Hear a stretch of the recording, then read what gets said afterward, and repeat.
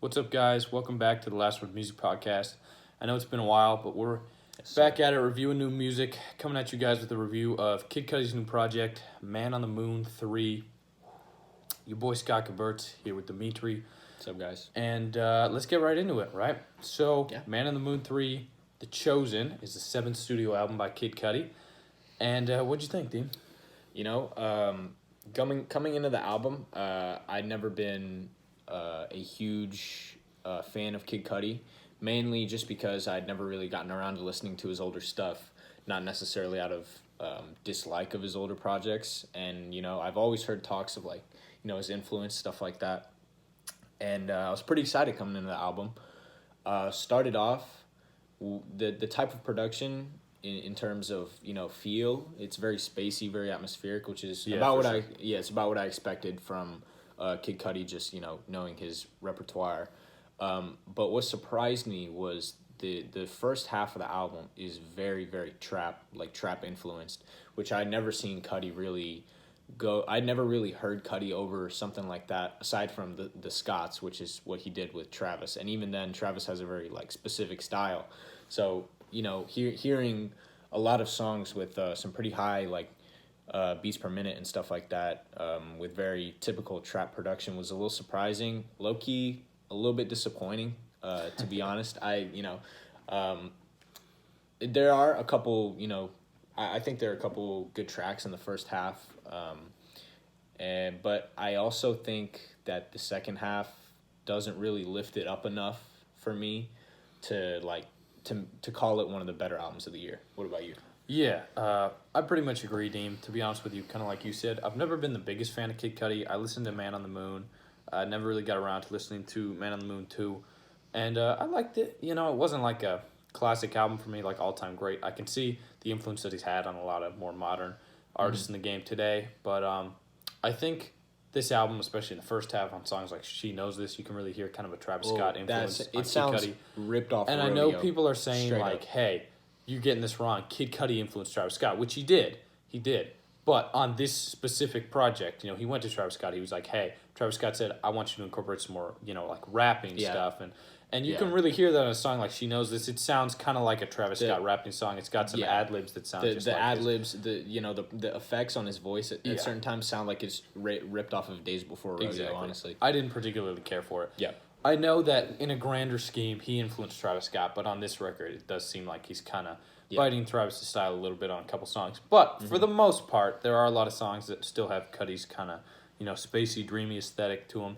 And they're good, you know, but a lot of them don't really stand out to me as anything exceptional. I thought songs like Tequila Shots started off really nice. That's a good one to add to a playlist. Solid. You know, Another Day, Dive, solid songs. I think probably my personal favorite song off the album is probably Solo Dolo Part 3. Yeah, that one I liked a lot too. Yeah, that one, it's like the drums and everything are very like reminiscent of what I would assume like his old style is, you know, from the tracks that I have, because I have heard some like classic Cudi tracks, Mr. Rager, stuff like that. Yeah. You know, but there are some I'll say this, there's not a lot of bad on the album aside from one song. Dude, the Elsie's Baby Boy flashback was terrible. That song, it was is like trash. Animals, Yeah, House of the Rising Sun. He samples ripoff. House of the Rising Sun, and it just does sounds not work. so out of place. It doesn't work. It's really, you know, hurtful on the ears. And the thing with Cudi's voice as well, like just his like enunciation of like the words and everything, it doesn't, like, for me, it doesn't really lend him to like a storytelling track, which is kind of what Elsie's Baby Boy is trying to be. It doesn't work for me. Aside from that kind of like bad spot on the album, I don't think there are any like really bad songs. Yeah, there's nothing that stands out other than that as like atrocious, like this is really bad. But a lot of it just kind of blends together with, you know, the like Cudi moans and like it's good, but nothing really exceptional other than, you know, 2 or 3 tracks that again aren't incredibly standout. I thought The Void was kind of like a nice spacey interlude. Void was nice. As far as features go, I didn't particularly care for anything on here. Trippie Redd was whatever. Pop Smoke seemed out of place. I didn't really like his fit with Kid Cudi. I was not expecting. I never thought I would see the day where Pop Smoke, Skepta, and Kid Cudi got on the same track. It honestly seemed like you could have put this song on "Shoot for the Stars, Aim for the Moon," which was Pop Smoke's track or record from this year, and it would have fit a lot better because Kid Cudi doesn't really seem to be very comfortable with that style of beat, that kind of like drill inspired beat that Pop Smoke has pretty much mastered it, and it's like he has like monopolized that corner of like the rap industry at this point. So the features, I mean, Phoebe Bridges She had sounded, a nice little, she sounded nice. her voice was more melodic. It fit well with Cudi's style. It's a little more lending. It lends itself better to this album.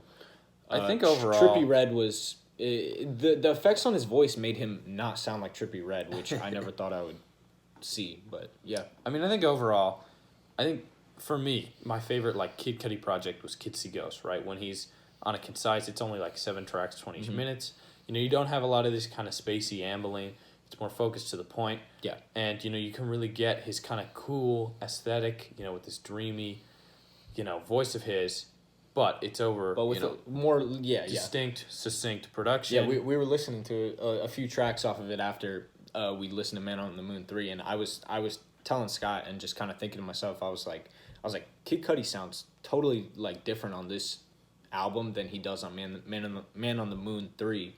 Mainly because they strip back a lot of like, they put a lot of reverb. It on his seems voice like and a lot of overdoing auto-tune. it a lot on Man on the Moon 3. Yeah, a little bit.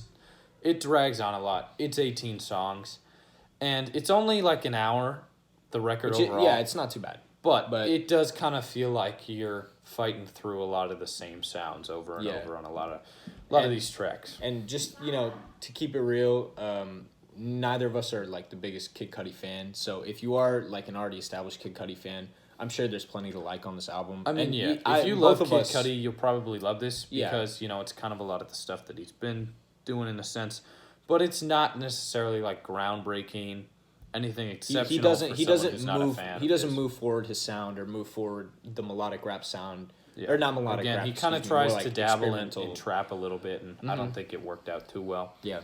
So overall, our final thoughts: solid record. You know, not anything too exceptional. Nothing crazy. Yeah, I'm feeling kind of like a 6.5 to a 7 here. Same. I would probably go around 6.5. Maybe more 6 to 6.5 for me. There's nothing that terrible on this album. I think a lot of fans will be really happy with the track list and everything. So. Yep.